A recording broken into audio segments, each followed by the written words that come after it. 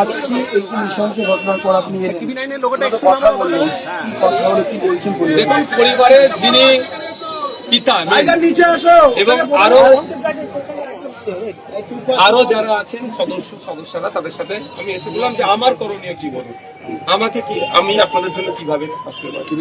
একটাই কথা, যে বিয়েটির যেন বিচার হয়, আমরা যেন বিচার করি, এটাই আমাদের প্রত্যেকেরই দাবি।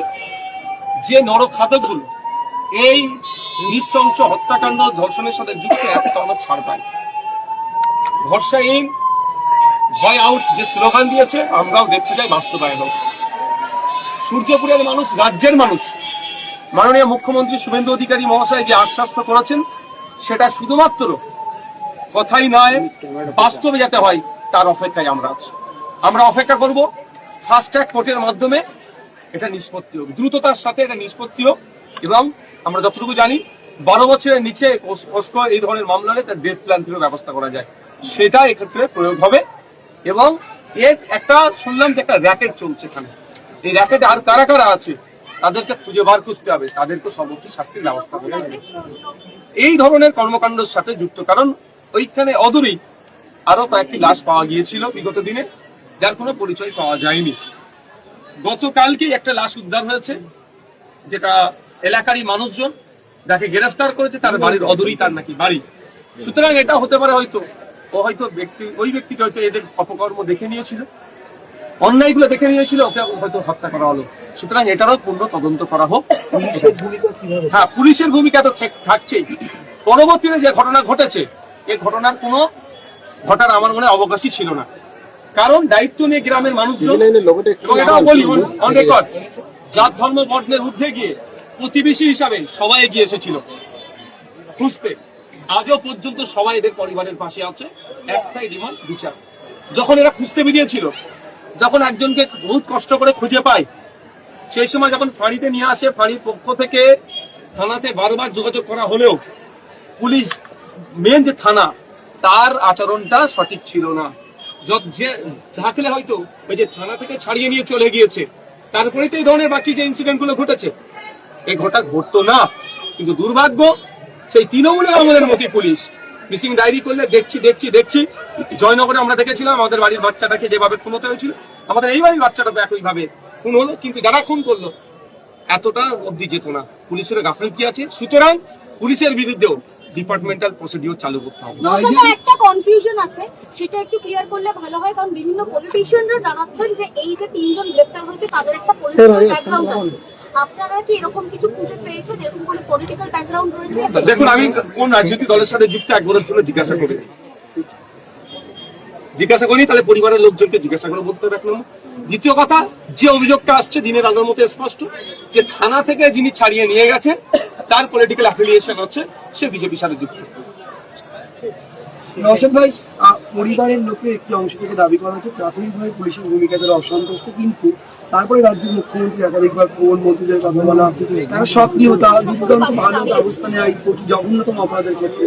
তারা বলছেন তারা সাময়িকভাবে সন্তুষ্ট, কারণ তার মুখ্যমন্ত্রী বহুবার খোঁজ নিয়েছেন এবং তিনি নিজে বিষয়টি দেখছিলেন। এই বিষয়ে পুলিশ পরবর্তীতে ভালো অ্যাক্টিভ পারফরমেন্স করেছে। আপনার কাছে কি বলবেন? দেখুন, আমি যখন কথা বলছিলাম, ইভেন ফাঁড়িতে অল্প সংখ্যক পুলিশ, সম্ভবত 2টো না 3টে, তাদের আচরণও খুব ভালো ছিল। অর্থাৎ তারা সহযোগিতা করেছে, এটা সহযোগিতা বলছে এরা একটু অসত্য পথ অবলম্বন করেনি আর করবেও না। এদের একটাই মোটো হচ্ছে ওই নরখাদকগুলোর সর্বোচ্চ শাস্তি হোক, ওদেরকে ডেথ প্ল্যান্টি দিয়ে।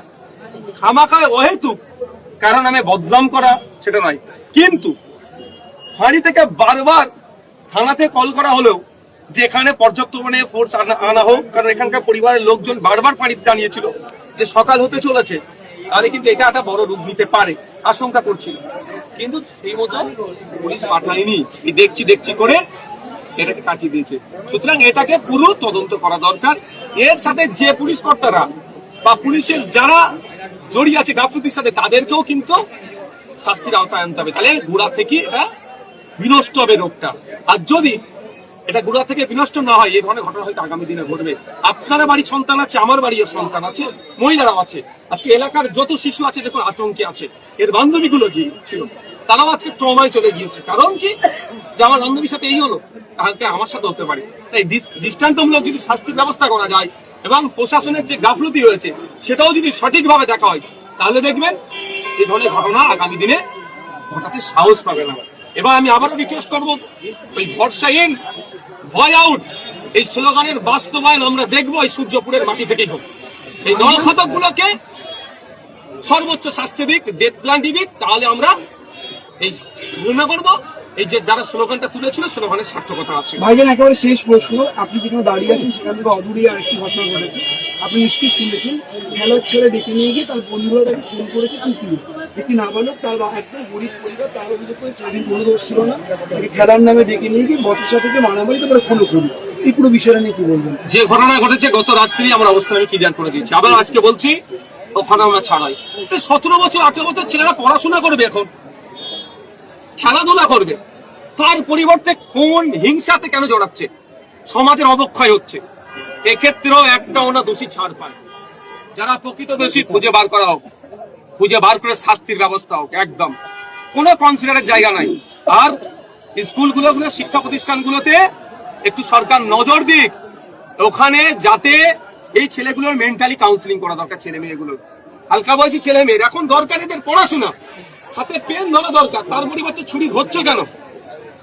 কোন জায়গায় যাচ্ছে সেটা আমাদেরকে ভাবতে হবে। আমরা গার্জেন, আমরা টিচার, আমাদের যে পশ্চিমবঙ্গ সরকার চলছে তাকে অনুরোধ করব মেন্টালি কাউন্সিলিং করার জন্য স্পেশাল ভাবে ব্যবস্থা করা হোক।